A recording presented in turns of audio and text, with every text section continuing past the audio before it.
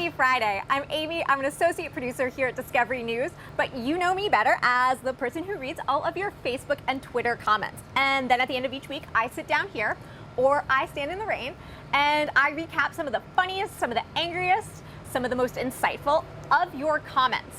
This week, we're going to be talking about natural disasters and an impending hurricane, which should be hitting here within the next 48 hours.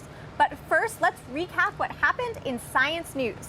One of the most famous Egyptian queens may have moisturized herself to death. It was a bumpy ride for the bicycle in the beginning. A Russian supply ship never made it into space and instead may have ended up in Siberia. This creature could be all of our great-grandmothers, about 160 million years removed, and floating cities may be the way of the future and politics. Needless to say, though, the stories that had everyone talking were about a few major earthquakes, including one right where I'm standing, and about a hurricane, which will also soon be felt right where I'm standing.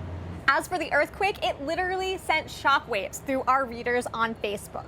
Randy felt it in Virginia, Chris felt it in Maryland, Kathleen felt it in Pennsylvania, Linda felt it in Chicago, and Debbie felt it in New York.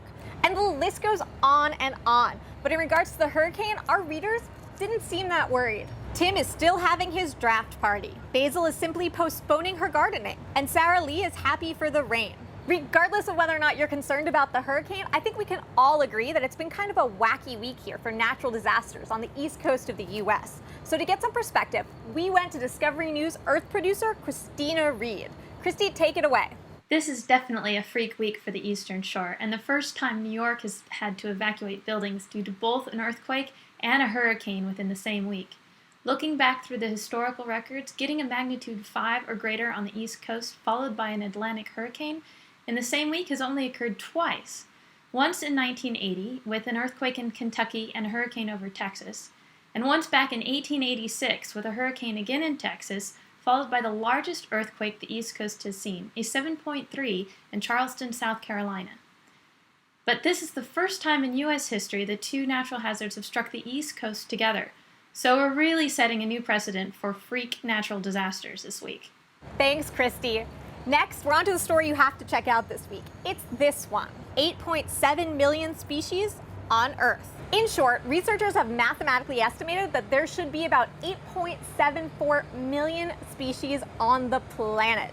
They also calculated out that if we went through and tried to catalog all of them, it would take about 1,200 years, 300,000 taxonomists, and about $364 billion. That rounds out to about $42,000 per species.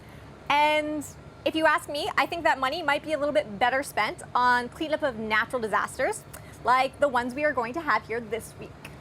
Be sure you like us on Facebook, that you're following us on Twitter, and that you've signed up for our Discovery Daily newsletter, which you can do on our website, discoverynews.com. Keep your comments coming. I read them all, even in the rain, and check back next week to see if I'm highlighting one of your comments.